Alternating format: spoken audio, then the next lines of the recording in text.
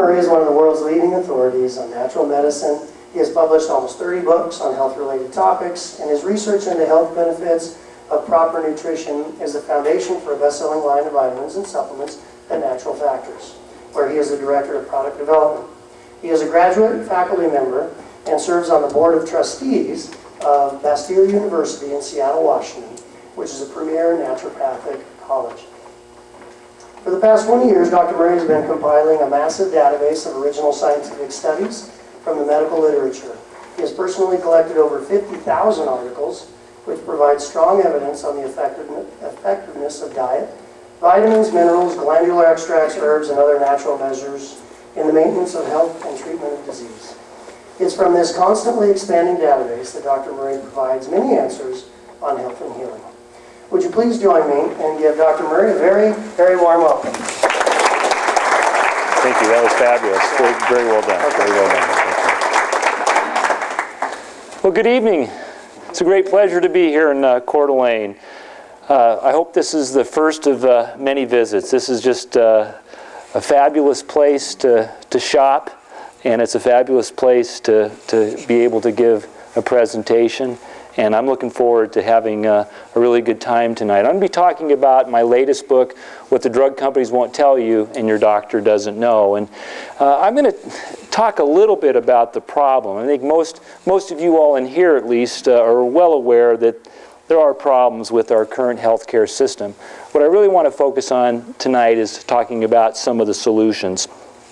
So I want to look at some of the recent headlines as glaring examples of how big selling drugs have serious safety concerns. So I'll talk about Fosamax and the bisphosphonates, Avandia and oral hypoglycemic, Celebrex, Vioxx, Bextra, Tamiflu, and then I'll interject some updates on some key natural products. And I will be having a question and answer period at the end of the presentation, but more than likely, if we're going at a pretty good pace, I'll stop and see if there are any questions. So if you have a question, just maybe take a quick note. We're going to have these slides available to you. You can go to my website right now, drmurray.com, and doctor spelled out, so it's doctormurray.com, drmurray.com. And if you go to the lecture section, you'll see different lectures. This one's called What the Drug Companies Won't Tell You and Your Doctor Doesn't Know. And you can download all of these slides. You know, when we look at statistics about healthcare in the United States, it's just absolutely absurd. Here's a statistic that just blows my mind. Of all the drugs manufactured in the world, each year the U.S. consumes 40% of these drugs. Unbelievable. We take more medications than any country in the world, yet, you know, we rank 42nd in terms of life expectancy, and our health quality is far less than many developed countries. So we're really not getting our money's worth. So we have a problem because we're really focused, as Joe was saying, on disease care, disease management versus true health care. I believe, if you really think about it, true health promotion is taking place in the aisles of stores like Pilgrim's here. You know, it's trying to inspire people to take personal responsibility, take steps with their diet, with their lifestyle, with their supplementation to build themselves a healthier life. Our system in the U.S. focuses on creating profits versus creating better medicines. I am just appalled at some of the drugs that are continually prescribed by doctors that have more risks to them than any benefit. So I'll touch on some of those. We have questionable research and marketing practices with the drug companies. The FDA is aligning too closely with the drug companies, and this direct-to-consumer advertising has to be outlawed. I wish President Obama would have given me the opportunity to be a health czar for a day. You know what the first thing I would have done is I would have outlawed direct-to-consumer advertising. Prior to 1997, it was illegal for drug companies to market their drugs directly to consumers on TV, radio, and in print. 1997 starts happening, building. they're spending billions of dollars to try and brainwash people, and those ads are very effective. They're effective. It's estimated that last year alone, direct-to-consumer advertising increased the number of prescriptions by nearly 40 million. You know, we've all seen these ads. They look great. I mean, have you ever seen that Lunesta ad? That's the one about, you know, ladies sleep, perfect makeup, she's sleeping, she looks so peaceful. You know, insomnia, poor sleep quality, they're big issues. People want to sleep well. They see this picture, lady sleeping well, she looks so peaceful. And they tune out all the long list of side effects. And, you know, those drugs, those sedative hypnotic drugs, Lunesta, Restoril, Ambien, Valium, they actually interfere with normal sleep processes, and they end up creating more sleep problems than they ultimately help. And they're not suitable for long-term care. It's estimated that somewhere between 250,000 to up to 2 million automobile accidents happen each year because people are under the influence of these sedative hypnotic drugs. You know, they come with warnings, don't operate heavy machinery. So people think, oh, gee, I won't drive the backhoe today. You know? Meanwhile, they get in their car and they don't realize that their thinking is disturbed. Their reaction time is disturbed. So there are better approaches, I'm going to give you a quick tour through my book. In every chapter, I try to provide a provocative title, and I also had a quote from usually a famous person. In chapter 1, I titled it A Matter of Trust, Making Medicine or Making Money. And the quote I use is from Agatha Christie, who said, where large sums of money are concerned, it is advisable to trust nobody. You know, during this healthcare reform that everybody was, talking about, who spent the most money lobbying in Washington?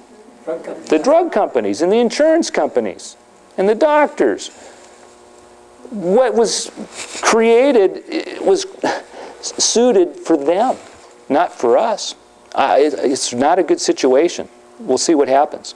Since the 1950s, the U.S. drug industry has been the most profitable sector in the business world. We now have a situation where higher priced drugs, more prescriptions written equals huge profits. The average person over the age of 55 receives 34 prescriptions each year and is on 8 or more drugs at any single point in time. That's serious. They're always talking about nutrient drug interactions, and they're cautioning patients, don't take that natural product, it might interfere with the drug. What we don't know what these cocktails are doing. I mean, the average person over the age of 55 is on 8 or more drugs at one time. Now, I know many of you aren't taking any, so that means someone else is taking 16 or more. It's amazing. Another thing I would outlaw if I was the healthcare czar is I would outlaw these clinical research organizations. Did you know that 90% of the research that's done on drugs is conducted by companies that the drug companies pay to do the research? Now, when the drug companies pay that company to do the research, who owns the research? The drug companies. So they have a way of splicing, dicing, manipulating, and getting the results that they want from these studies. Ignoring the side effects. In fact, if they know the side effects, we know this from many drugs. I'll talk about Vioxx, Celebrex, and Bextra. I'll talk about Avandia. We know that the drug companies knew from the very beginning that there were side effects. With Avandia, Bextra, and Vioxx, these were drugs that were being marketed to promote pain relief and reduce the inflammation of arthritis. We estimate that more Americans lost their lives from taking these drugs as they were prescribed than lost their lives during the Vietnam War. Over 60,000 Americans took these drugs and suffered serious, fatal heart damage. Did the drug companies know that this was a possibility? They knew it from the very get-go. They knew it from the get-go. And they had to pay fines. There were class action lawsuits, but those were just small fractions of the tremendous profits that they made. So the Journal of the American Medical Association estimates that 95% of the medical studies in the most prestigious journals contain false or misleading statistics. Most studies are drug-sponsored and are written by ghost authors who are most often statisticians. And, you know, it's amazing how many little, you know, cliches or quotes I remember from my grandmother. And my grandmother said that there were 3 kinds of lies: white lies, damn lies, and statistics. Right? You know, so, you know, these statisticians kind of mislead us. One of the greatest hoaxes out there is Tamiflu. Remember, Tamiflu is this drug that they stockpiled for the, this huge pandemic that was going to happen, the H1N1 pandemic, right?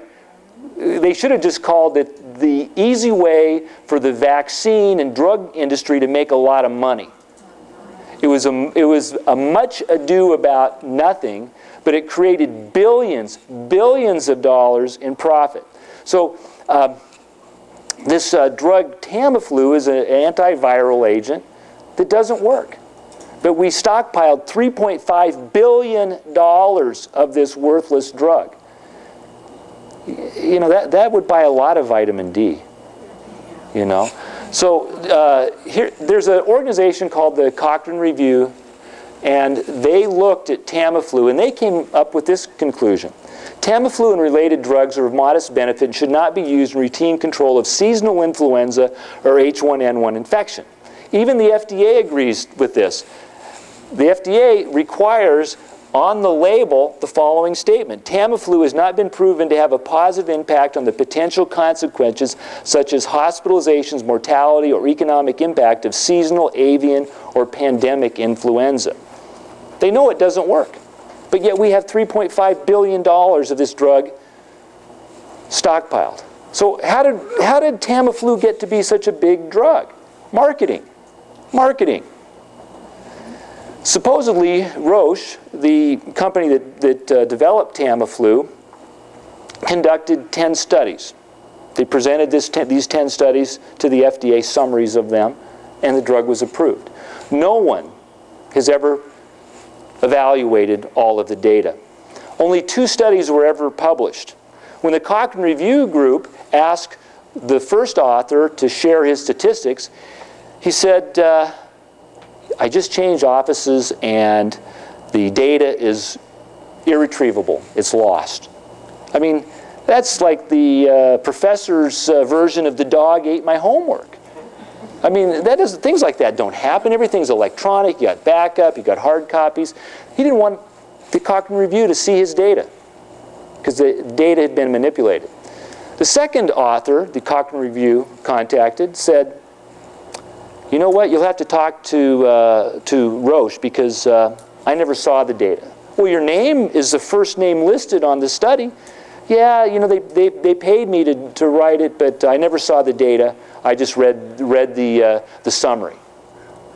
That's common. As I said earlier, 95% of the studies with the names that are listed, they just are names. They're not the actual authors. The ghost authors wrote this. So who wrote these studies? Who wrote these studies that were published, these 2 published studies? Well, former employees of a PR company called Addis International came forward and said, we wrote those studies. We don't know anything about medicine. We're PR people, and we were just told to make it look really good for Tamiflu. Okay?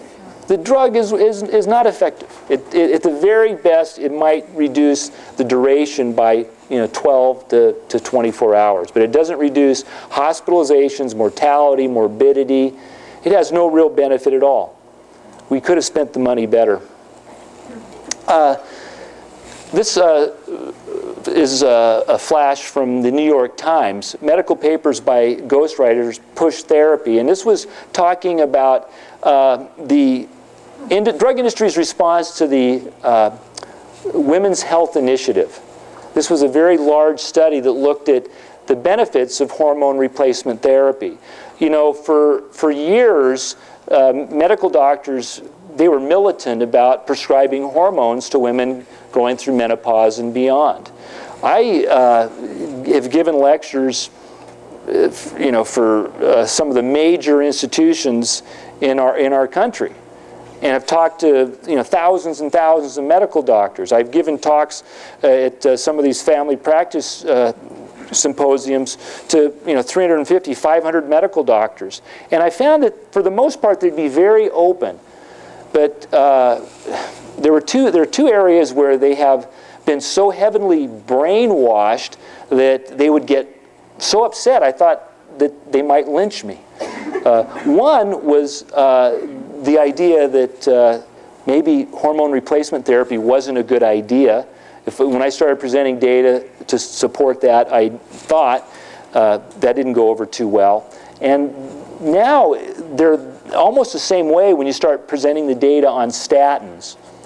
Hormone replacement therapy, statins, these are great ways for the drug companies to make money, but they're really not providing any benefit. So what happened with the Women's Health Initiative study? Well, it showed that there was a 26% increase in invasive breast cancer, 41% increase in strokes, 29% increase in heart attacks, doubling of the rate of blood clots in legs and lungs, and a 2- to 3-fold increase for gallstone formation and liver disease. So you know what the drug companies did to fight that? They paid ghost authors to refute this data so that they would continue to prescribe, doctors would continue to prescribe these drugs. This is solid. We know this. I mean, we know that these hormones create these side effects. Are medical journals biased? Absolutely. Now, it would be one thing if me, a naturopathic physician, said, all these medical journals are just full of propaganda. But these quotes come from the actual editors of these journals. According to Richard Smith, editor for 25 years of the British Medical Journal, major medical journals are just an extension of the marketing departments of major drug companies. Richard Horton, editor of The Lancet, journals have devolved into information laundering operations for the pharmaceutical industry. Marcia Angell, the first female editor of the New England Journal of Medicine, a position that she held for over 25 years, said the drug industry is primarily a marketing machine that is intent on co-opting every institution that might stand in its way. From where I stand, one of the greatest institutions that stands in the way of the drug industry is the health food industry.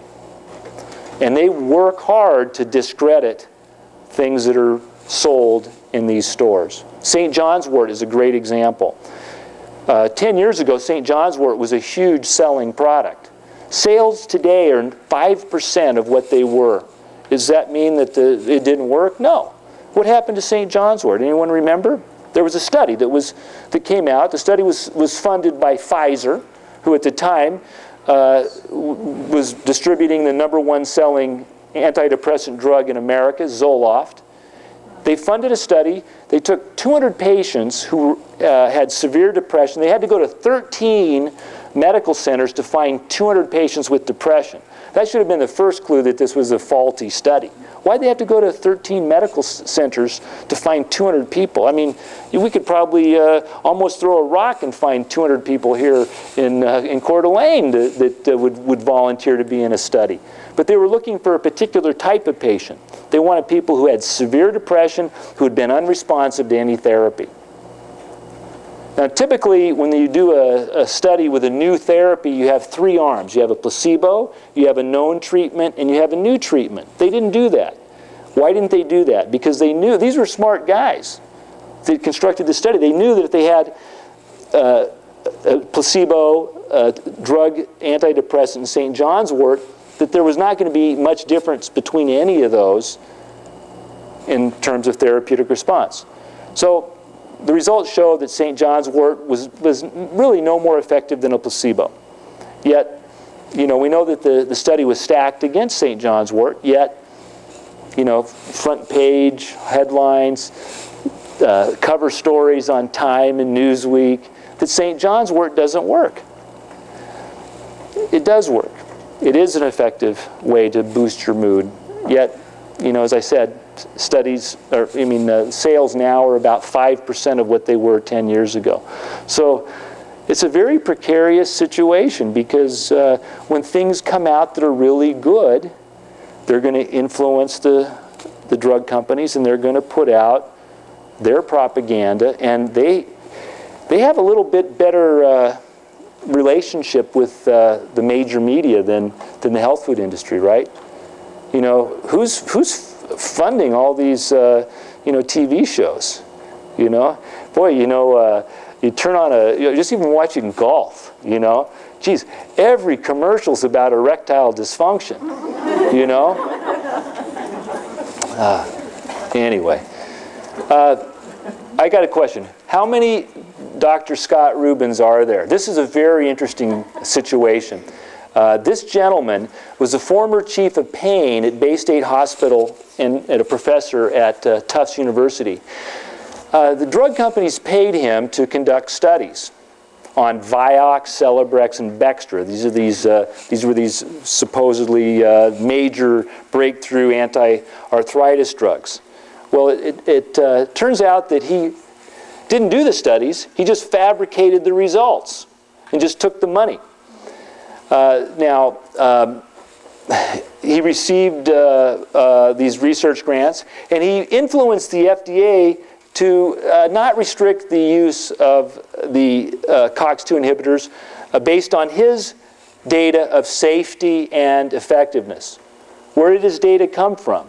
He created it. He made it up. But he was paid handsomely for it. Now, he's facing some criminal charges right now of fraud and unethical conduct. He's been disbarred and all that sort of thing. But if I was health czar for a day, I'd put him up for murder. Why? Because I think, I said earlier, over 60,000 people died as a result of taking these drugs. Many doctors prescribed these drugs because they read some bogus study that this guy wrote. I don't know. Maybe I don't have good logic, but if he wrote something that wasn't true, and a doctor read it, and it influenced him to prescribe the drug, and somebody died, I think that's pretty serious. He should be locked away for a long, long time. Of course, if I was health czar for a day, I could really think of some better ways to punish him. Our doctor's bias. Doctors get paid money to go to continuing education programs. The drug companies spend about $50,000 per doctor. But here's something that's really interesting. Medical doctors follow what are called clinical practice guidelines. These are guidelines that are set up so that there's a kind of a standard of care. 87% of the authors of these guidelines work for the drug companies. So, it's a little bit like the fox watching the hen house. And, what's sad is that even when there is good, solid scientific information on the use of vitamins, minerals, herbal products, it will not find its way into these clinical practice guidelines. And that's not good. It's not good. More than half the experts hired to advise the FDA on the safety and effectiveness of drugs have financial relationships with drug companies that will be helped or hurt by their decisions. And I mentioned the Vioxx, Celebrex, and Bextra. That led to some pretty serious charges against some of these drug companies. Recently, the drug company GlaxoSmithKline came under Senate investigation based upon the drug Avandia. How many people have heard of this drug? This is a diabetes medication. Here's what we know about type 2 diabetes. We know that these oral hypoglycemic drugs do not alter the progression of the disease process. They're like this. If I hurt my arm, I may need to put it in a sling to let it heal. But what would happen if I left my arm in that sling? It's going to wither and atrophy. Many drugs, they cripple our physiology, and these oral hypoglycemic drugs they can be useful in a short term, but relying on them for long-term therapy is a disaster.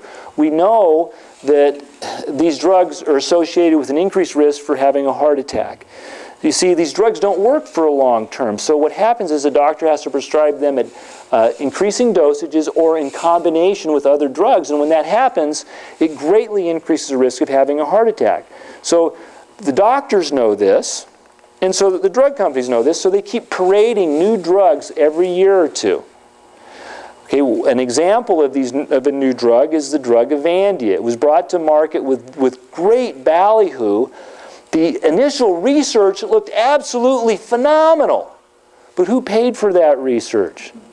The drug companies. Was it legitimate? No. No, it turned out there was a major flaw with Avandia that they kept covering up. And that is that it was killing people. So the Congress gets involved. Now, it was a 334-page report. I started reading it, and I said, oh no, I'm just going to read the summary. You know, folks, you can read the 334, you know, it's a government thing. I don't know, it's like someone's getting paid $1 a word or something to create this thing. But here are the key points. They estimated that Avandia was associated with 83,000 heart attacks. And the research showed that Avandia increased the risk of a fatal heart attack in diabetics by 64%. So one of the complications or consequences of type 2 diabetes is you have a tremendously increased risk of having a heart attack or stroke, 4 to 5 times greater risk. So this drug was like throwing fuel on that fire. It was associated with a 64% increase in those high-risk patients. Turns out that GlaxoSmithKline and the FDA were aware of the danger for years before such evidence became public. They worked together to keep that information away from the public. And that's why the Congress got involved. When the data started coming out, the FDA held an expert panel, and they voted 22-1 in favor of keeping the drug on the market.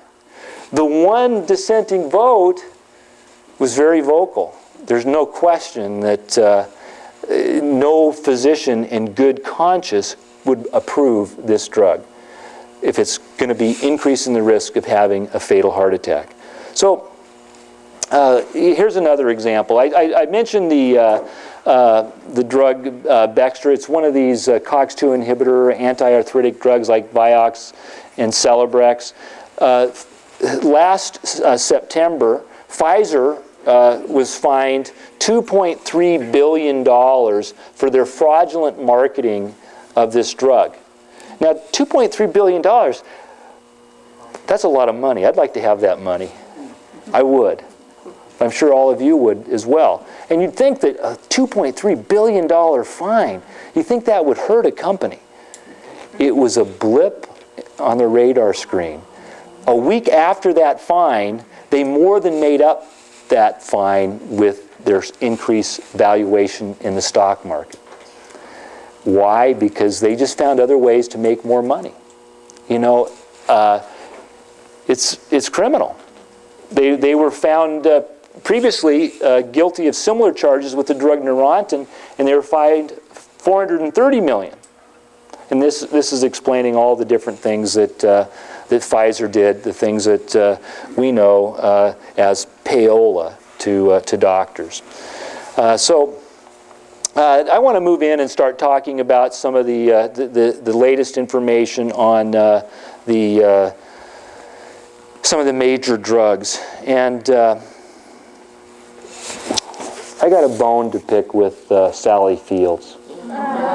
Yes. You know, hey, if you want to watch something funny, watch. Go to YouTube or Google Saturday Night Live parody of Sally Fields, and they parody her Boniva commercial. Now, the drug companies they're brilliant marketing machines.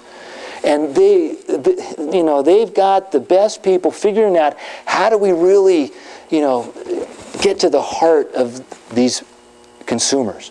Well, we need credible spokesperson. So, Sally Fields, my God, she was a nun. You have to be over 50 to know what the heck I'm talking about. And I think in the 60s, she played a flying nun. And, Academy Award-winning actress, people like her. She told us that when she won the Academy Award, right? You really like me. Yeah. Okay, so she's telling everybody that they got to take Boniva. These drugs, I can go on rants about some of these drugs. I don't like these bisphosphonate drugs at all. I think they're terrible drugs. Why? They're not very effective, and they have serious side effects. They're just not very effective. The first drug that was approved in this class was Fosamax. Fosamax was approved based on the strength of a study called the Fracture Intervention Trial. This is a large study in women who had a history of hip fractures or who were at a high risk of having hip fractures. They divided them into two groups. One group got a placebo. The other group took the drug. They then followed those women for nearly 5 years, and out of every 100 women taking the placebo, there were 2 hip fractures. For every 100 women taking the Fosamax, there was 1 hip fracture. So the drug was approved, and Merck was able to make the claim that Fosamax would reduce the risk of having a hip fracture by 50%. So in my book, I try to get across the importance of a term called numbers needed to treat, because this gives us a true idea of the efficacy of a drug. How many people do we have to treat for how long to see the desired effect? Well, with Fosamax, we have to treat 99 women for 5 years to prevent 1 hip fracture. I guarantee you, out of 99 women taking Fosamax for 5 years, many more than 1 are going to have a serious hip fracture. Now, turns out that when Fosamax was first on the market, it came with a warning about, joint pain, muscle aches, general malaise. Then it's on the market for a while, and lo and behold, it turns out if a woman would take it and lie down, it would eat a hole in her esophagus. So it came with a black box warning. Black box warning. Don't lie down after taking this drug. It's on the market for a little bit longer. It turns out that the bone that it's helping to form isn't natural bone. It's brittle bone, and it leads to spontaneous fractures. It also leads to a condition called osteonecrosis of the jaw. Merck says it happens 4 out of every 10,000 patients. Other research shows it may happen as high as 4 out of every 100 patients. So we really don't know the overall side effects of these drugs. I wasn't going to show this video, but I can't resist. I can't resist, Joe. I got to show the video. This is a George Stephanopoulos video here. I got to cancel that. Now this is from ABC News. It came out in March. Okay. Now I know I'm probably preaching to the choir here, and you all believe everything that I say. But a lot of times I go and give talks, and anything I say, people are going to say, "Oh, that's But George Stephanopoulos, Turn now to a medical study set to be released tomorrow. It warns that a popular drug used to fight osteoporosis may have serious and unexpected side effects. It turns out that Fosamax, a drug that is supposed to strengthen your bones, could actually weaken them. Our Dr. Richard Bastyr tracked down the details before the study's release. Women across the country, ranging in age and background, are experiencing femur fractures with little to no activity. Sandy Potter was jumping rope with neighborhood children when it happened. I went up in the air and came straight down to the ground. Take a look at this. Her femur didn't just break, it literally snapped in 2. The pain was excruciating. I never remembered a pain like that, and I've had 5 children. Sandy Potter began taking the osteoporosis drug Fosamax at the age of 48. She'd been on it for 8 years. Specialists at major medical centers say a surprising number of women who have been on Fosamax, or its generic form alendronate, for more than 5 years are fracturing their femurs. We're seeing people just walking down the steps. Here we have an x-ray that you could mistake for a person who was involved in a car accident. And what did she do to get this kind of a break? She was just walking down the steps and her leg gave way. It gave way, and it gives a picture like a car accident. That's correct.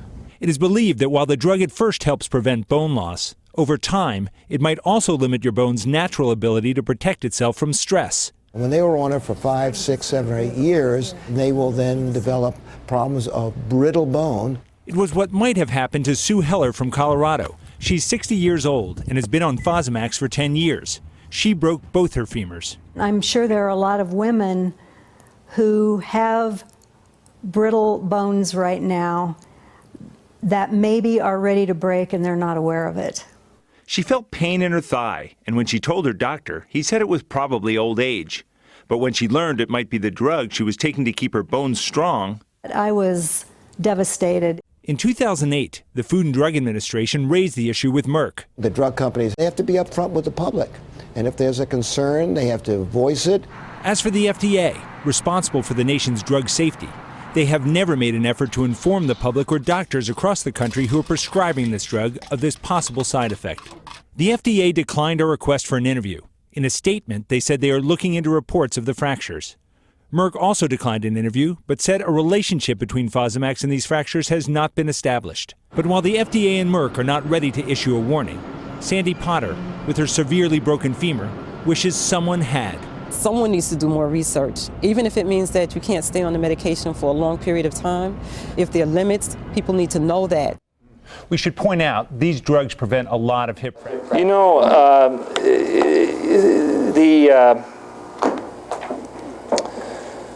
the fact is that these sort of fractures have never appeared before, these sort of spontaneous fractures of a bone that's one of the strongest bones in our body, and it's occurring in women who've been on these drugs for a long period of time, and the FDA and the drug companies are saying there's no correlation. That's absolutely ridiculous. We know, based upon experimental models, how these drugs work, and it turns out that they work exactly opposite of how they thought they were working. And the bottom line is that they do more to destroy bone health than build bone health. They're not a rational approach. They will not be on the market within the next 2 to 5 years, I guarantee it. Why? Because the research is mounting that they're really bad drugs. And I've been telling people they're bad drugs since the very first time I ever saw a patient on these drugs. They're bad drugs. They're being used for a condition that responds very well to lifestyle, diet, and proper nutritional supplementation. We can identify women at risk for osteoporosis. We can institute therapy of diet, lifestyle, and supplementation. We can monitor therapy. Osteoporosis should not exist. Why? Because it's so responsive to natural therapies. I know all of you know the importance of vitamin D and calcium. They're important, but that's not going to provide the full benefit. There's all sorts of things that are involved in building strong, healthy bone. Strong, healthy bone requires 24 known nutrients. A deficiency of any one of those nutrients can lead to weak and potentially osteoporotic bone. I want to talk a little bit about BioSil. BioSil is a special form of silica. It's a stabilized form of silica that promotes the generation of collagen. It's long been used in the U.S. as a beauty from within product. Why? Because your skin is made up of a lot of collagen. And as we age, we don't make enough collagen, so the collagen starts breaking down, we get wrinkles. You take something that builds collagen, like the BioSil, then it can improve the structure, integrity, and function and appearance of that skin. But it also has an effect on the bone. Now, what this slide is showing you, this slide here is normal bone, and we have fibers of collagen. Collagen is to our bones what 2x4s are to the frame of our house. The nails are like the minerals, and you need a lot of nails. But if there's no 2x4s, you can have all the nails in the world, and it's not going to do you any good. So what I'm saying is if you don't have the collagen, you're not going to have these mineral binding sites. These little purple circles here, they represent mineral binding sites. So to build strong, healthy bone, we need minerals, but we also need to increase the production of collagen. There's only one thing that I know that's been shown in clinical studies to produce that effect, and that's the stabilized form of silica. In the double-blind study, in a year's time, BioSil increased the collagen content of the bone by 22%. It also increased bone density. It was used along with calcium and vitamin D, and then this other group, the control group, was just calcium and vitamin D alone. They probably weren't using enough vitamin D. They showed a 2% improvement in bone mineral density. Now that may not seem like a great improvement, but if you showed that data to any doctor that had any understanding of osteoporosis, they would know that that's one of the most significant improvements in bone density in a 12-month period ever demonstrated. That's phenomenal.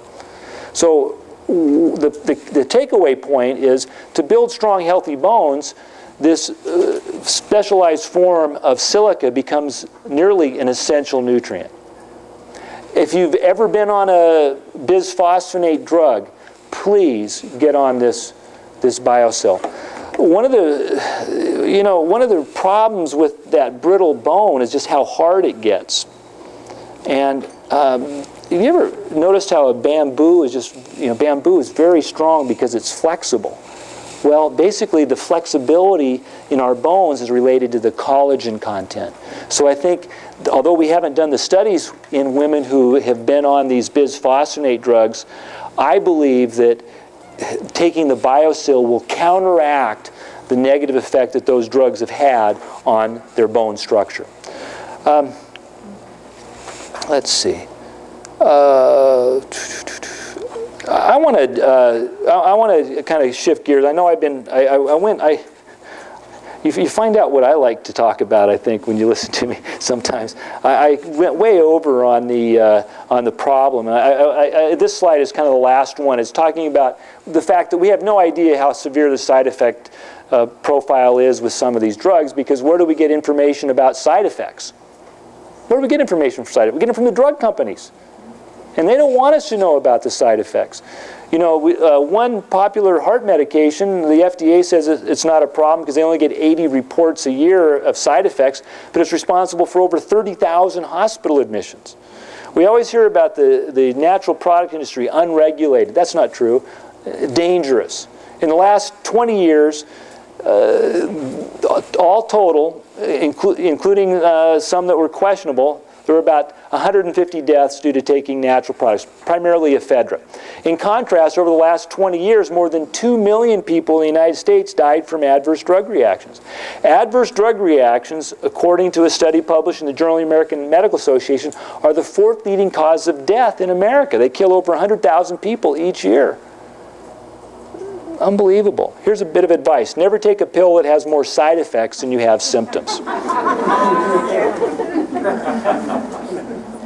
The number one thing that the drug companies don't want you to know is that indwelling within each of us is a tremendous capacity to heal. In this chapter, I highlight the power of prayer, the power of a positive mental attitude, and I outline 7 steps to wellness. The basic foundation for good health, I kind of break it into simple terms. I think there are 4 cornerstones: positive mental attitude, a health-promoting lifestyle, a health-promoting diet, and then proper supplementation. There are 3 key supplements that I think everybody should be taking. 1, a high-potency multiple vitamin and mineral formula. Vitamins, minerals, they work in our body as components of enzymes. Enzymes either build other molecules or break them down. In order for an enzyme to do its job, it needs to have one arm occupied by the vitamin it needs, the other occupied by the mineral it needs. So minerals are just as important as vitamins. So when you look at a multiple vitamin and mineral formula, make sure it's delivering optimal levels of minerals as well as vitamins. Everybody should be taking a super green drink. These are the multiples. These are the green drinks. Green drinks are things like chlorella, wheatgrass juice, barley grass juice, alfalfa, spirulina. These super green foods are great at kind of flooding our systems with powerful plant-based chemicals that protect our cells from being damaged. This particular product, Enriching Greens, tastes great. One serving is equal to about 5 to 10 cups of a mixed salad. So it's just a great way to flood your body with very important plant-based chemicals. Next, everybody should be on a long-chain omega-3 fatty acid source, a fish oil. There's no question that the development of these highly purified pharmaceutical-grade fish oils is the greatest nutritional advance in the last 20 years. We know that when we are able to achieve higher levels of these omega-3 fatty acids in our tissues, that we can reduce the risk of having a heart attack or stroke by 50%. That's better than any drug that's been shown. We also know that the major forms of cancer can be significantly reduced with optimal levels of these omega-3 fatty acids. These omega-3 fatty acids that we get from fish are also very important for the functioning of our brain. Our brains are literally a vat of fat. So don't get upset when people call you a fathead, because it's true. But the type of fat that you have in your brain is going to determine how well that brain functions. And we know that there are a long list of psychiatric and neurological conditions that are linked to low levels of omega-3 fatty acids, including attention deficit disorder, depression, postpartum depression, obsessive compulsive disorder, as well as chronic degenerative brain disorders like Alzheimer's disease and Parkinson's disease. These omega-3 fatty acids also exert significant anti-inflammatory effects. Here are the practical recommendations. Use the highest quality fish oil. It should contain at least 60% EPA and DHA. For general health, you take 1,000 milligrams of EPA and DHA daily. So that doesn't mean 1,000 milligrams of fish oil. It means 1,000 milligrams of EPA and DHA. For inflammatory and other therapeutic indications, the dose is 3,000 milligrams of EPA and DHA daily. I'll tell you a story. I like to tell this story. It's about my father-in-law. I got a great father-in-law, and we were going out golfing one day, and he was driving, and he says, "Mike, I saw the doctor today, and she gave me this prescription." And I looked at the prescription, and it was for a drug called Lopid and gemfibrozol. I hate that drug. Now, you might think I hate all drugs. I don't. I mean, I should have prefaced my talk by saying that we've all had our lives touched in miraculous ways by advances in medicine. What I'm against is the kind of the irrational use of some of these drugs. And this drug, Lopid, I think, is an irrational drug. There are other safer ways to get the benefit that this drug is supposedly trying to provide. So this drug is used in people who have high triglyceride levels. So I said, "How high were your triglycerides?" He goes, "How'd you know my triglycerides were high?" I said, "Because that's what this drug is for." And he goes, "Oh, they were 640. Now, normal is between 50 and 150, so 640 is really high. High triglycerides are a risk factor for having a heart attack or a stroke." So he asked me, "Well, what do you think?" I go, what are you asking me? He goes, "Do you think I should take this drug?" I go, "Are you asking me if I think you should take that drug?" He goes, "Yes." You see, I learned early on that I can get up on my soapbox here and I can, really preach, but I found that I couldn't do that with family or friends. It would turn them off, right? So I would always wait for them to ask me a question, and I'd always make sure that they were really asking before I gave them my opinion. So I said, "No, I think," I go, "it's a terrible drug. What it does is that it interferes with the liver's ability to make triglycerides, but it causes other problems. And any patient I ever had that came to see me that was on this drug, it was a downward spiral because it's affecting one of your major organs of your body.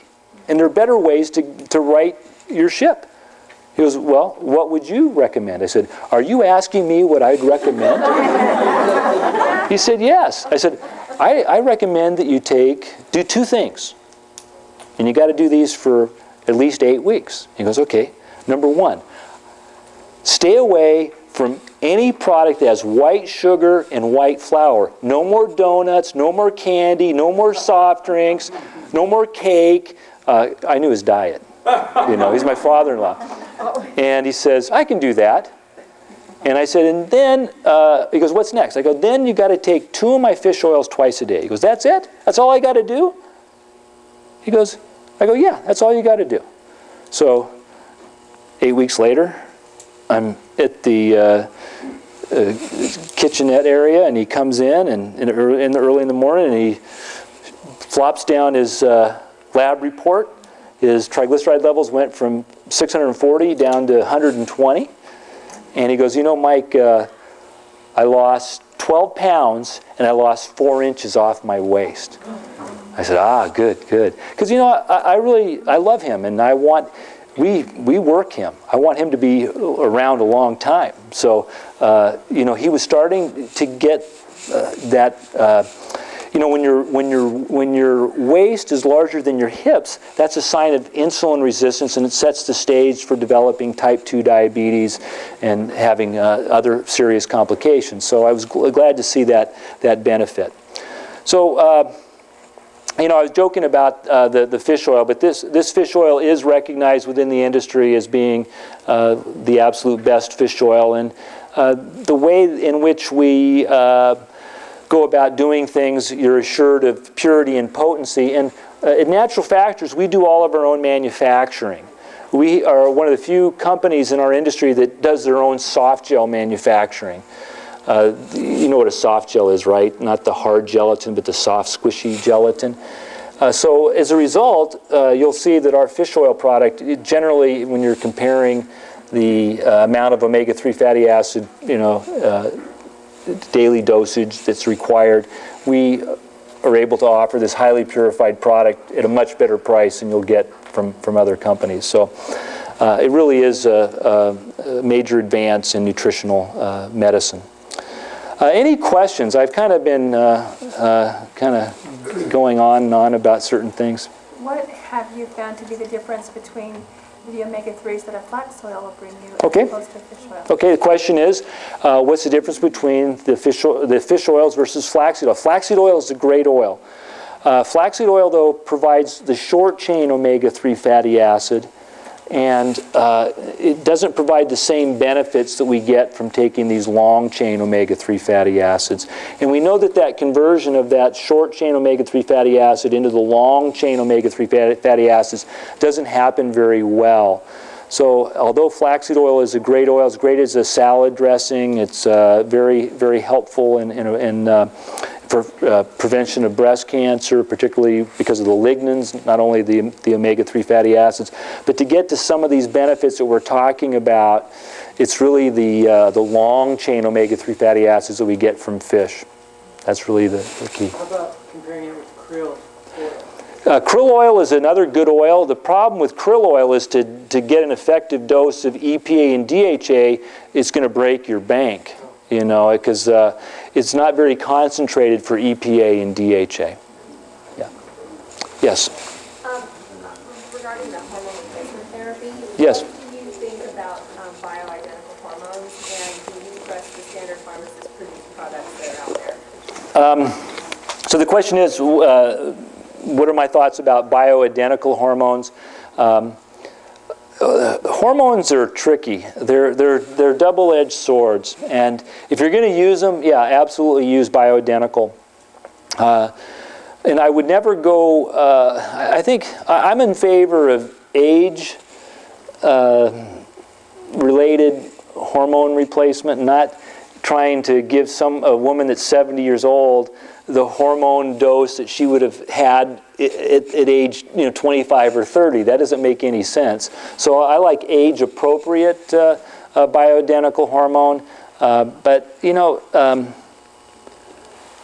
philosophically, I think that there's a reason why our hormones, certain hormones, decline as we age, and so I'm a little concerned about using them at beyond physiological levels. So I don't know, am I making sense? You understand what I'm saying? So I'm saying that I am in favor of it if it's age appropriated and it's being monitored. Yes? What would be your advice for someone that chose not to take Fosamax or any of those other drugs listed? Yeah. What would be your advice for them? And Okay. Also, what is your opinion on strontium? Okay, very good. So the question is basically, what are my recommendations for osteoporosis and what do I think about strontium?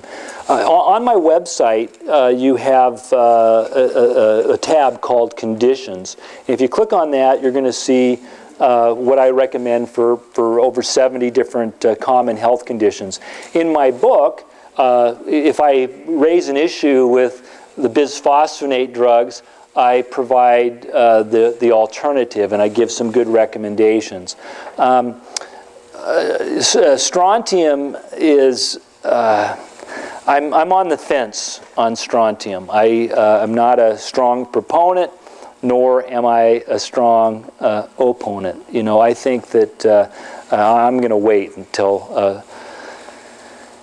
the picture's a little clearer. What we do know right now about bone health is that the basics are very important with diet, lifestyle, exercise, weight-bearing exercise, and some basic supplementation. Vitamin D research is probably the most exciting area of research in nutrition medicine in the last 5 years. The data that's coming out on vitamin D is unbelievable. You know, we used to just think that vitamin D is good for bones, but it turns out that vitamin D is involved in virtually every tissue, and the dosage level of what we think of as being optimal for vitamin D is increased dramatically. Even medical doctors are starting to measure vitamin D levels and trying to supplement to get optimal levels. I don't, you know, the bottom line is for all of you folks here in the Northwest, you need to be taking 5,000 IUs of vitamin D a day. No question about it. There's a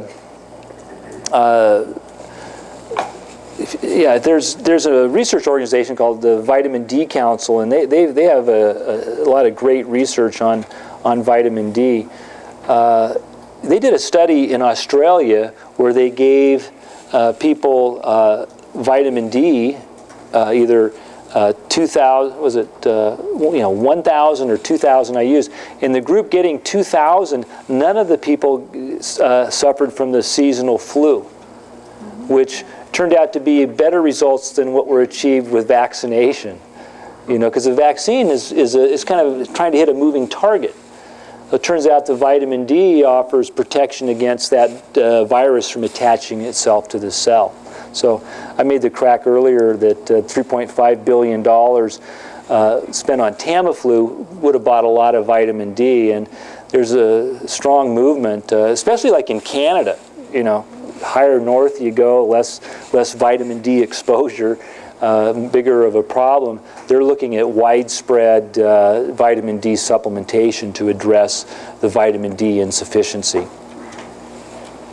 Okay, a couple more questions and we get back to the program. One of your slides up there, you said, and it's speaking of the fish oil and the omega-3, but at the bottom of it said need to limit your fish servings to twice per week. Yes. Why is that? Well, the question is, why do we need to limit fish servings? It really depends on where the fish comes from, but most medical experts are saying don't eat fish more than twice a week because of the methylmercury, pesticides, flame retardants, and other environmental toxins that you find in fish. So we know that these omega-3 fatty acids are very important for health, so even the government's telling people to take fish oil supplements versus eating more fish. Yes? Does vitamin C have at least a hypothetical role in bone collagen synthesis? Oh, absolutely. Beyond yeah. You mentioned before that BioCell was the only clinically demonstrated constituent that had done that. If you have vitamin D or vitamin C deficiency, and you take vitamin C, it's going to produce an increase in collagen synthesis, no question. No question. But if you have normal vitamin C levels, you can take all the vitamin C in the world and it will not increase your collagen production. Yeah. So that's just a slight difference. I heard a lot of disagreements about whether soy is good or soy is bad. Yeah. What's your opinion? I think soy is good. There are a couple of maligned foods on the internet. And the people maligning them, they don't make any sense to me. One is soy. They say, oh, it has to be fermented. They don't eat raw. They don't eat non-fermented soy products in Asia. What are you talking about? What is edamame? It's not fermented. And they say, well, the reason you have to ferment it is because it liberates the isoflavonoids.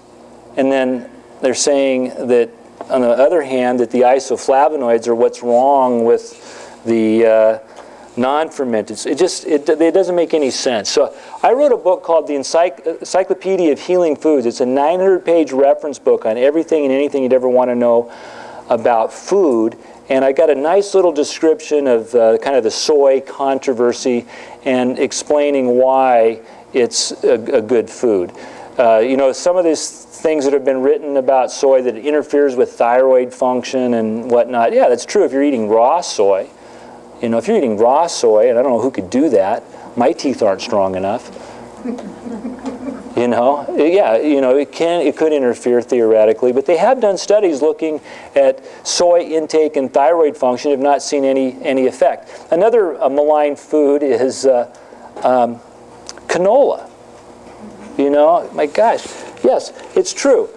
Canola, there is canola that is from genetically modified food. Yeah, that great institutional company Monsanto, brilliant people, they bred canola so that, or they used genetic manipulation so that it would be resistant to Roundup, so they could spray Roundup on these crops and it would kill up all the other plants except this canola. But canola itself was bred through a process in Canada, hence the name the canola from meaning Canada, via conventional breeding. Just like, the original carrot was about inch long and it was black. But we've bred carrots and all these other vegetables. And so the problem with rapeseed, which was the starting material for canola, was that it was high in a toxic fatty acid called erucic acid. Well, so they were able to breed it so it doesn't produce the erucic acid. But just because it's canola doesn't mean that it's GMO. But there is GMO canola. So what you want to do is make sure you buy non-GMO organic canola. And if you do that, then it's a very good food. All right, let me get back to the topics here.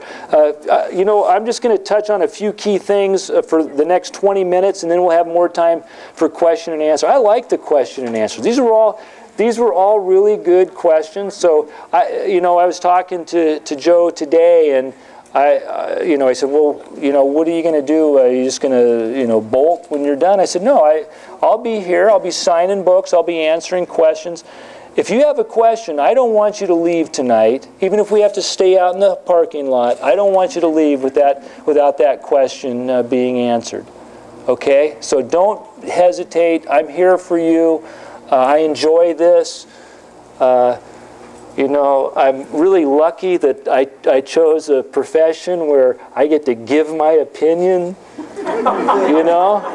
It's a good thing. I enjoy it. Sometimes I even get paid for it. What a great thing. Okay, so chapter 3, I look at an overlooked goal of healing, removing obstacles to a cure. And one of the biggest obstacles are these environmental toxins. Our body is a filter. And if we have a hard time getting rid of toxins, and toxins are hard to eliminate if they're difficult to biodegrade, all these man-made chemicals, or if they're extremely sticky like the heavy metals, they can seriously adverse our health. here are some questions that I would ask when I was in practice to determine how toxic a person is. So if you look at these questions and you're answering yes, yes, yes, yes, yes, you know, that's not a good thing. It means that you're toxic. We got to get you going on a good detoxification program. Energy levels. If your energy levels are low, boy, you know, toxins may be a factor. If you get more than 1 or 2 colds a year, yeah, toxins may be a factor. Chronic fatigue syndrome, chemical sensitivity, fibrocystic breast disease, uterine fibroids. Boy, we got to get your detoxification system tuned up. Traditional detoxification programs like fasting, not a good idea. Not a good idea at all. Why? The toxins we're most concerned about are fat-soluble toxins. And when you go on a water fast or juice fast, it's not being supported by high levels of nutrition. What happens is that all these toxins that are stored in these fat cells start flooding into the body and into the brain. And you know, that's why when people go on a water fast, sometimes they experience headaches, extreme fatigue, skin eruptions, flu-like symptoms, joint pain, headaches. They feel terrible. I don't think that's a cleansing or a healing process. I think that that's a sign that these toxins are getting liberated and finding other sites to land. So we developed a program called the 7-Day Total Nutritional Cleansing Program. I developed this with Dr. Michael Lyon. It comes in a box. They have some out here. And the box contains a booklet that tells you what to eat. We want you to eat. We don't want you to go on a fast, but we want you to eat a very clean diet. What we're subliminally trying to do is trying to educate people what they need to do on an ongoing basis to detoxify. We're going to get it kick-started with this program, but we want people to adopt some of these recommendations. High fiber, low calorie, high nutrient foods, high water content foods, lots of vegetables. So the guidelines are in this booklet. We're also using medicinal food powders. Now, we pride ourselves on making things taste really good. I apologize that these aren't the best tasting powders, but they're really good for you. Okay? So the first 4 days you're using medicinal food powder to heal the lining of your intestinal tract. We found that many people who have problems with their immune system, with inflammation, with energy levels, they have what's called a leaky gut, and we need to tighten those junctions up. The lining of our intestinal tract is 1 cell thick. The surface area would be about the size of this room. I know it might be a little gross to think about that, but it's what I'm trying to get across is a huge surface area. It's 1 cell thick. And if those cells are stripped away or the space between them is too broad, we start absorbing a lot of compounds that we shouldn't absorb, and they can interfere with our health. So this program, the first step is healing the leaky gut. Here's my analogy. Let's say you have a rowboat, and the rowboat has a bunch of holes in the bottom of it. It doesn't matter how shiny of a new pail someone gives you. You're eventually going to tire out and you're going to sink. You got to take that boat out of water. You got to plug all those holes. And that's what we're doing the first 4 days. It only takes 4 days to when you follow our program to heal that intestinal lining in most cases. And that will help reduce the toxic load. Then we can start changing gears to get rid of those toxins, and we switch to this other medicinal food powder, Detoxitec. All 7 days you're taking some supplements in these little packets to support the liver and kidneys, stimulate the flow of bile. The Revitalex and Detoxitec both bind toxins in the gut and stimulate bowel movements. This is a great program. I could give you a whole lecture on the benefits and how wonderful this program is, but it's not going to mean anything until you actually experience. And here's my analogy for that. If I have a backpack and someone puts a pound of weight in that backpack once a week for a year, I'm not going to notice from one day to the next any difference, right? But at the end of a year, I'm going to be like, whoa, whoa, what am I lugging around? I just don't feel the same. I don't know what it is, but I just don't feel the same. And what would happen if all of a sudden that backpack was removed? Boy, you're like, whoa, yeah, this is how I used to feel. I feel fantastic. Do this at least once a year. It will change your life. It is fabulous. I can't recommend it highly enough. And it's one of these cleansing programs where you're going to see results, but you don't have to go live in a cave for a week. You can engage in your normal activities. If you're working, I would recommend starting it on the weekend. You are going to get a little hungry. We want you to be a little hungry. We want to break down those fat cells, but we don't want to break them down excessively. So all of this is explained in the booklet. So we want to remove obstacles to cure. For many people, it's that their bodies are too full of these environmental toxins. All right. Oh, I had a great professor at Bastyr, Dr. William Mitchell, and he told me long ago something I never forgot. And he said a headache is not caused by a deficiency of aspirin. And symptom relief is often a path to bad medicine. And here's some interesting statistics. 70% of patients with chronic daily headaches suffer from drug-induced headaches. They've done studies where they've taken people who have daily headaches, they've taken them off their headache medications, headaches have gone away. They had rebound headache. Despite the data showing little, if any, benefit, 98% of children with ear infections are given an antibiotic. That's starting to change. Asthma rates in children have doubled in the last 10 to 15 years due to antibiotic abuse. Non-steroidal anti-inflammatory drugs like ibuprofen actually inhibit cartilage manufacture. It doesn't, some of these drugs are irrational.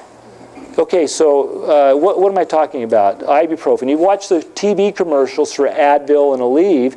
They're talking about how great it makes their joint feels. Okay, well, these drugs do reduce pain and inflammation, but at a cost.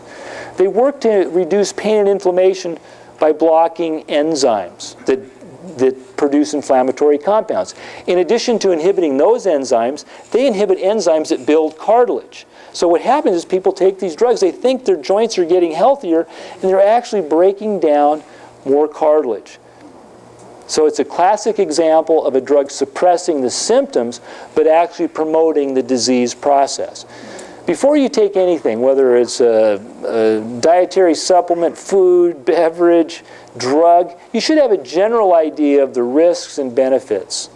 And, a lot of these drugs, we don't have all the information being told to the patients. Would you take a drug that was going to eventually worsen your joints? Each year over 400,000 joint replacements are performed, and a lot of these joint replacements are the result of people relying so heavily on these non-steroidal anti-inflammatory drugs. I like this quote from Dr. Marcia Angel. Once upon a time, drug companies promoted drugs to treat disease. Now it is often just the opposite. They promote diseases to fit their drugs. And there are many examples of this. Probably the best example are these cholesterol-lowering drugs. In Chapter 7, I kind of set the record straight about this cholesterol myth. And I use a quote from H.L. Mencken. For every complicated problem, there's a solution that is simple, direct, understandable, and wrong. We know, based upon a lot of population studies, that a higher level of LDL cholesterol is associated with an increased risk for having a heart attack.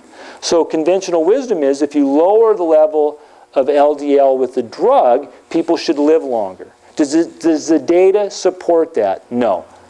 No, the legitimate data does not support that. The propaganda and the marketing materials and the ads from the drug companies say something different. But here's what we know about statin drugs. They're not effective in women.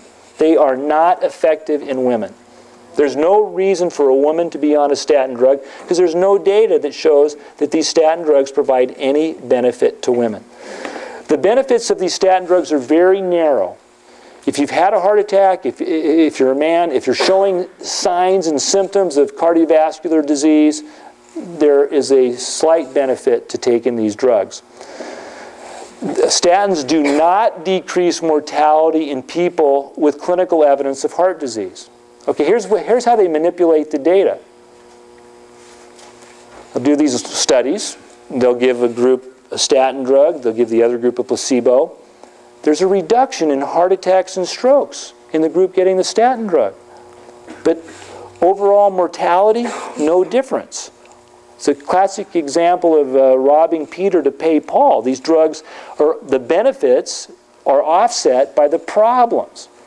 So there's an increased risk for certain cancers. There's an increased risk for liver problems, and those sometimes cause mortality. 50 people have to be treated with statins for a minimum of 10 years to prevent one heart attack. So when I make these statements, statins aren't effective in women. Where does this come from? Again, I don't pick things out of the thin air. When I make a statement, it's based upon good, strong data. This comes from a study that was published in the Journal of the American Medical Association. See, doctors don't have time to read journal articles. Where do doctors get their information on drugs? From the drug reps. So this was a review article that looked at all these trials, and what they found was that for women without cardiovascular disease, lipid-lowering drugs do not affect total or coronary heart disease mortality. For women with known cardiovascular disease, treatment is effective in reducing cardiovascular events, cardiovascular mortality, non-fatal heart attacks, and revasculation, but it does not affect total mortality. So that's basically telling you exactly what I'm telling you. Okay, so when I make these statements like I've made tonight, they're well-founded. I'm telling you the truth. And it's just sad that what's happening is that there are safe, effective ways for doctors to utilize natural therapies to address these issues. They just don't know about it. They haven't been taught. It's like the only tool in their toolbox is a hammer, so everything looks like a nail. They're not up on something, so they're down on it. They don't want to look ignorant. So when a patient asks them about this or that, then since they don't know anything, they don't want to admit it, they just say, hey, stay away from it. We know that these statins interfere with the manufacture of coenzyme Q10. The statins work, this is a metabolic pathway. We start up here and we make cholesterol. We also make coenzyme Q10 and all these other compounds. Well, we used to think it was just the coenzyme Q10 that was affected by the statin drugs. Now we know that all these other compounds have physiological roles. So when you take the statin, we're not making these compounds, and there are problems, particularly with the way cells communicate, particularly brain cells communicate. The drug companies will tell you all those compounds, you don't need them. Well, if you don't need them, why would your body make them? And we certainly need CoQ10. It's an essential spark plug in our cells. So there are safer, more effective ways to lower cholesterol. Again, everything is detailed in the book. There's solutions that are provided. There's guidelines that are provided. We also have, Natural Factors is giving you a packet of information. Hopefully it touches on everything that I've talked about tonight. Yeah, and more. I haven't had the chance to touch on everything yet. There's a few things more that I want to touch on, you don't have to get the book, but I'd like that. But there's lots of good information. You know what? Why would I like that? I like that because I want you to get the right information. I want you to get results. I know that these natural products work. I know that natural health is a way to go. But you have to be doing the right thing, and sometimes people don't. They hear something and they get a little bit confused. This is a good one here. I got a good one here. I'm jumping ahead. Okay, so recently the FDA approved a drug called Victoza. And this drug, it's a GLP-1 agonist. I'll explain what that is. But they approved it even though that the animal studies showed that it caused cancer, and it was associated with acute pancreatitis. And they decided to approve it under what's called a risk evaluation mitigation strategy. And basically, they looked at the data and they said, oh, boy, the animals didn't do too good on this drug, but let's see what it does in humans. So let's put it on the market, and we require the doctor to explain that, hey, this drug, boy, you know, it didn't look too good in animals, but, you know, we want to see how you do on it. Well, the doctor's not going to do that. He's not going to give all the information. He's going to say, hey, there's a new drug, looks really promising, because the doctor's only going to hear the good things about the drug. What this GLP-1 is, it's a hormone secreted by the small intestine and colon that improves blood sugar control, it promotes satiety, leads to reduction in food intake, and regulates the rate of gastric emptying, thereby reducing after-meal glucose levels. So it's approved, it's a very useful, this is a hormone that we naturally produce that would be very beneficial in helping people control their blood sugar levels. Well, you don't have to take a drug or an agonist to see this effect. We have a natural product called PGX. This is the most important natural product in North America today. It's a special super fiber. It's a highly viscous dietary fiber matrix. We have it available in capsules, granules, and as part of a meal replacement formula. This is the most important product that I've ever been associated with. Just to give you a little background, we started looking at PGX about 9 years ago. Dr. Michael Lyon and I were working on a book called How to Prevent and Treat Diabetes with Natural Medicine. In our research, of course, we knew about the glycemic index. That's a measure of the impact of a food on our blood sugar levels.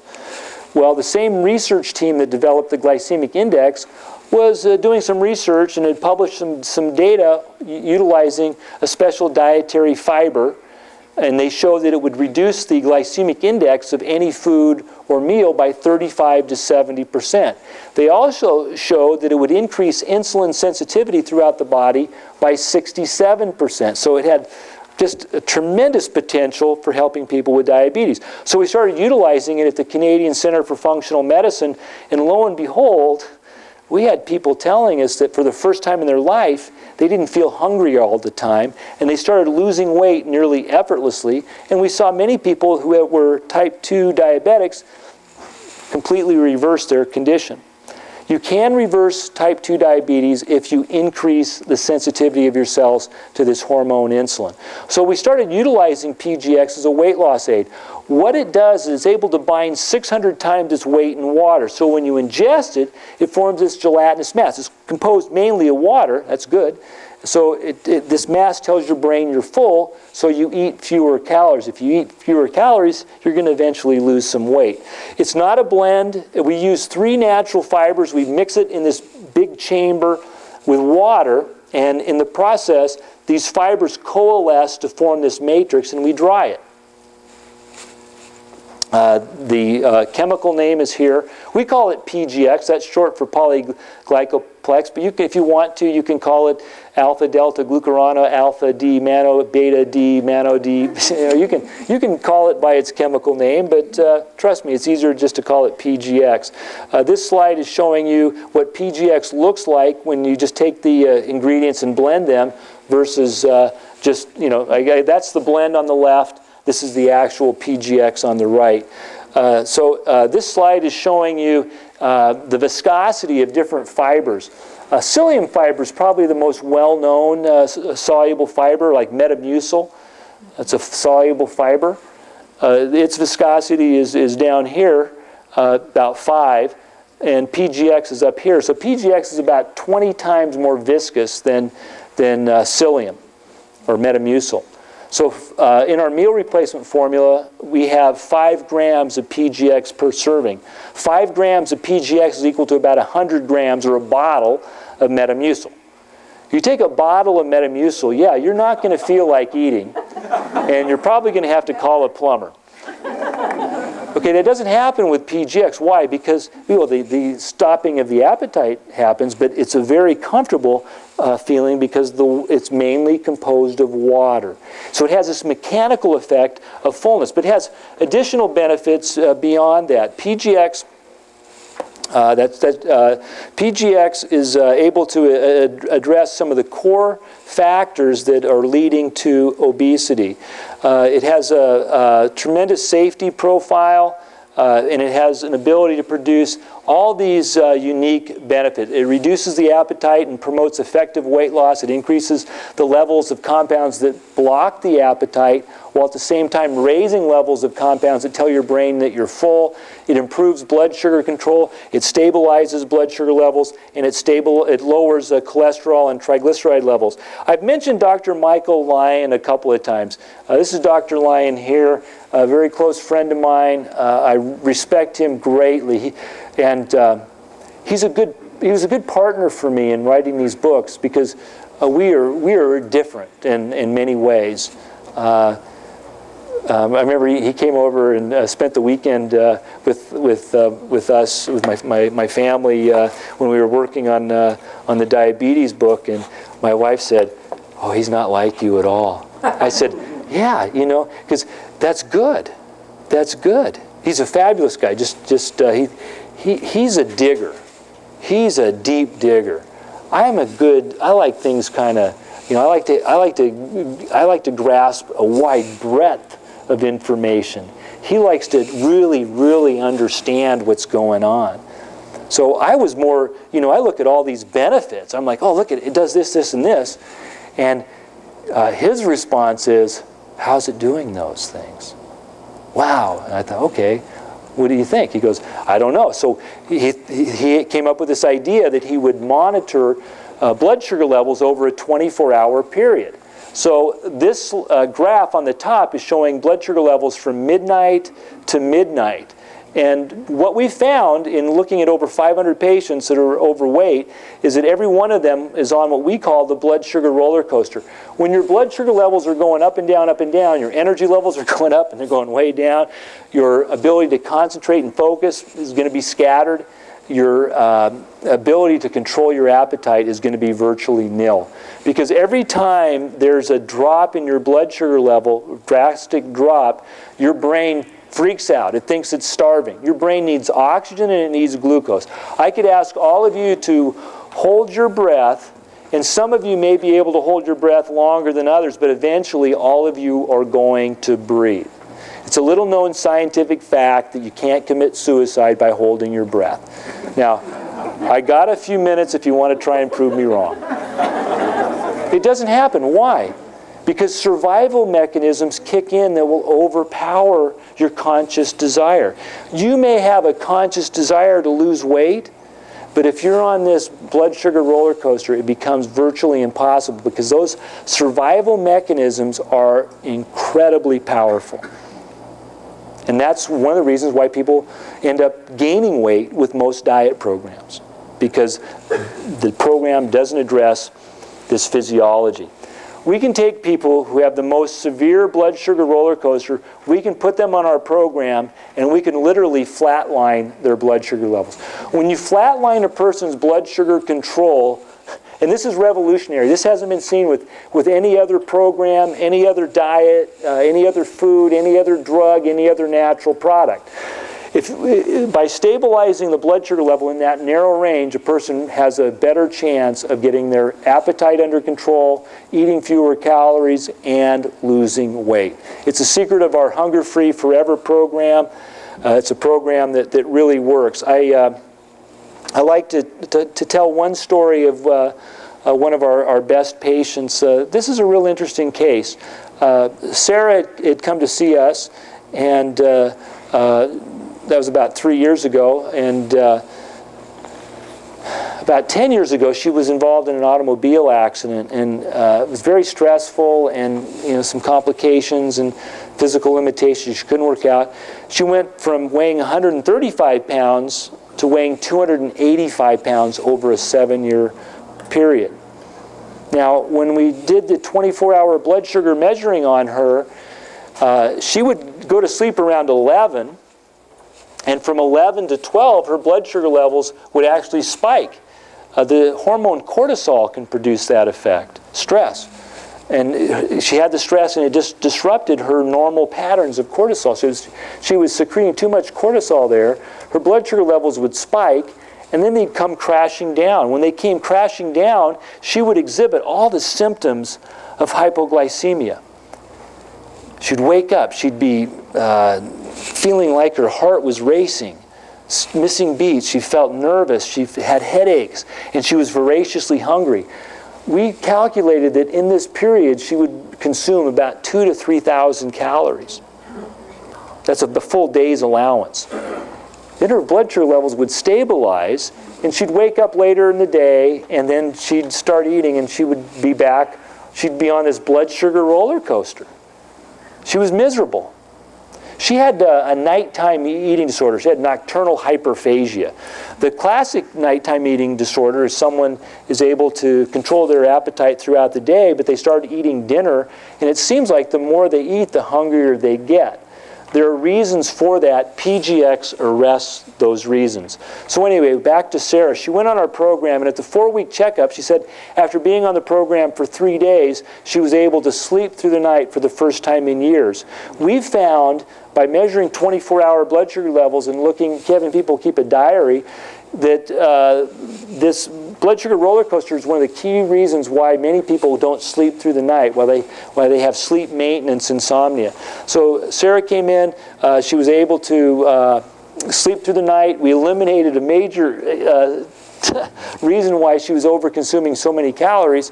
And make a long story short, it took her 11 months, but she went from weighing 285 pounds down to 135 pounds. We've had this program out now for several years. I've gone around the country.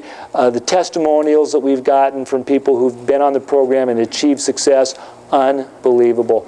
We know in a clinical environment we have nearly 100% effectiveness. We've had over 500 patients go through the program at the Canadian Center for Functional Medicine. PGX, the information on how to use it is in your handout. This page right here, PGX will change your life. It will answer your questions. Basically, we want you to take PGX in any of the forms with every meal. If you're using the capsules, you start out with 2 capsules before every meal. Now, for some people, that 2 capsules would be enough. A 5'4" woman that's maybe 20, 30 pounds overweight, if she takes 2 capsules, boy, she's going to feel full. But if you have somebody maybe 6'1", 250 pounds, 2 capsules, they're not going to feel that sense of fullness. We think that sense of fullness is very important. The blood sugar effects we can achieve at a lower dosage, but the mechanical effects have to be achieved at a higher dosage. There are no side effects other than it is a fiber. So if you are not used to eating fiber, again, go slow, build your way up. There are no drug interactions. As long as you take any medication before 2 hours before, or an hour before, or an hour after taking PGX. So if you're taking any medication, you want to take it either an hour before or an hour after taking PGX. Now, if you're taking a high blood pressure medicine, if you're taking any diabetic medication, if you're taking any medication at all, it's okay. You can take PGX. Just take your medication either an hour before or an hour after taking PGX. You may say, hey, didn't he just say that? I've given lectures where I've repeated it 6 times, and the first question I get is, I'm taking high blood pressure medicine. Can I take PGX? Yes. It doesn't matter what drug you're taking. You can take it with PGX as long as you take the PGX away from that drug. So take that drug either an hour before or an hour after taking PGX. See, I think I'm really entertaining, and people never space off and not listen to me. But I should be used to that, right? I am married. Oh, my wife is. You know what? My wife is such a great listener. It was funny. You ever have those little epiphanies that are so valuable in life? You have them, and you think, oh yeah, that's the secret. And then you kind of forget about it. I just remembered one I had a few weeks ago, and that is, I realize that it's the little things in life that are really, really important in relationships, right? And my wife is fabulous at the little things, really, really good. And I realize that I suck at the little things. So I come home and I make that proclamation to her. I said, I figured it out. I'm not very good at the little things. I need help. And so she goes, okay.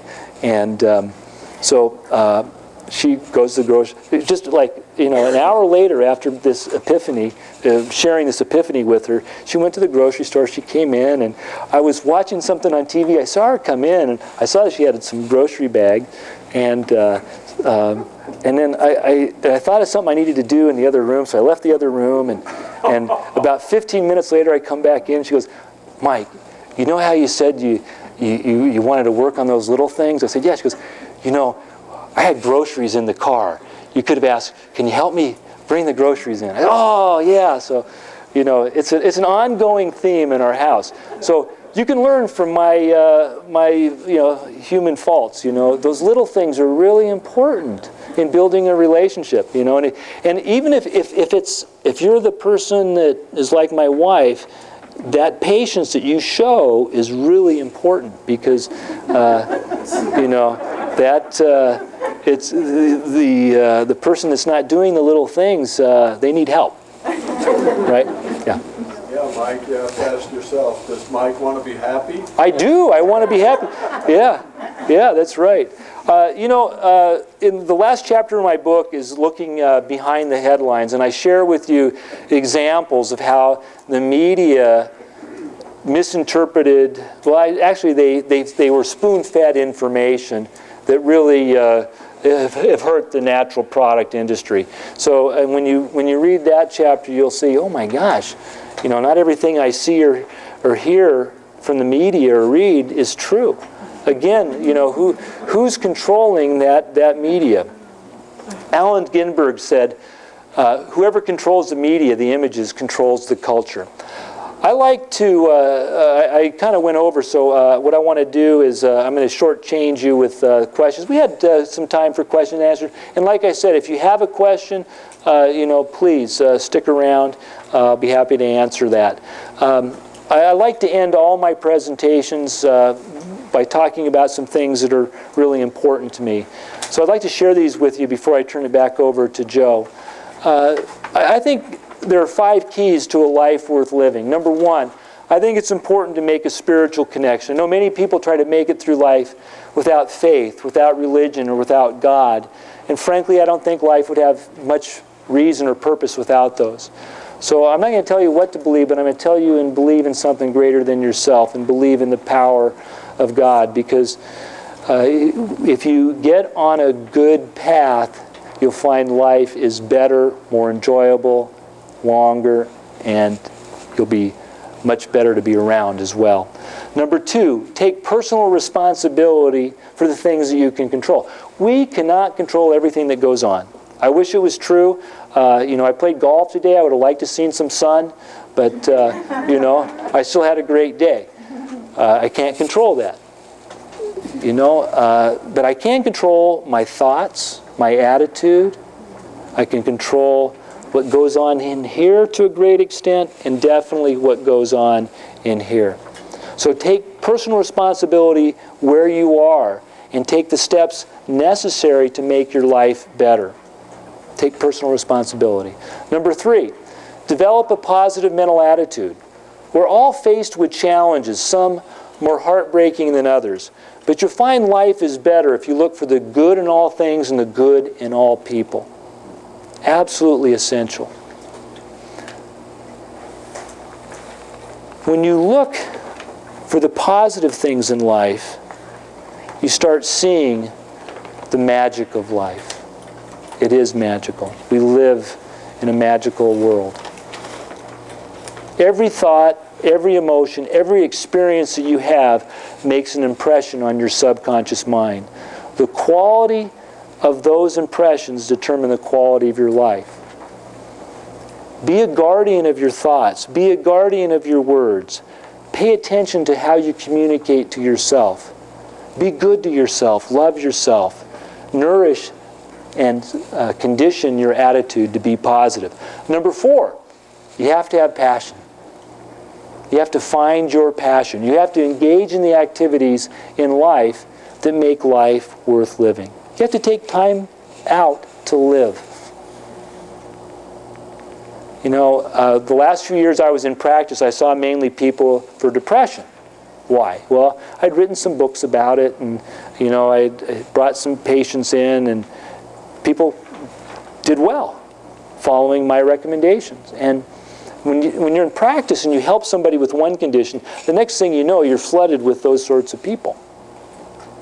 And these patients were always surprised that when they came to see me, they thought I would just prescribe some secret herb or special supplement or diet. And a lot of times we focused on their social environment, their relationships, their communication, and their attitude. And one of the things that I found in many people that were depressed is that they became disassociated to the things in life that they used to find pleasurable. So often I would write prescriptions for them to engage in activities that they used to be passionate about. And I found that to be worth so much in terms of good medicine. So, take a look at your life and ask the question, what am I most passionate about? What do I enjoy doing? Okay? Lastly, you have to create a vehicle in your life that makes a difference in the lives of others. It doesn't have to be anything on a grand scale. The biggest impact any of us should ever have is on our family and friends, right? And what's great about affecting their lives is that in doing so, we affect ours. The quality of your life, as I said earlier, is based upon those impressions. And questions play a huge role in making an impression on our subconscious mind. I was giving a lecture once in Disneyland, the most magical place on earth. And trust me, it was truly a magical day for us. But anyway, I was giving a lecture, and it wasn't on nutrition. It was on these basically psychological aspects of being healthy and well. And I asked the question, how do I make my life more magical? That's a good question. Boy, I tell you, in less than a half a heartbeat, I came up with the answer. It's easy, right? Everybody knows it's self-evident. By helping those around me have more magic in their lives. That's how you do it. These opportunities for me are truly magical, and I greatly appreciate being here tonight. And there's a lot of reasons why I enjoy these venues, these supporting local health food stores. Joe Hamilton and this team, I know that this store is an important vehicle for making a difference in your lives and the lives of everyone in this community. Their values are evident, right? Joe knows that he becomes successful via a very noble route, by making a difference in your lives. And that's why he has speakers like me and others come to try and share with you and inspire you and guide you to have a better life. And I've really appreciated being here. I want to thank you all for coming, and I want to give Joe a big round of applause as well. So God bless you. Thank you.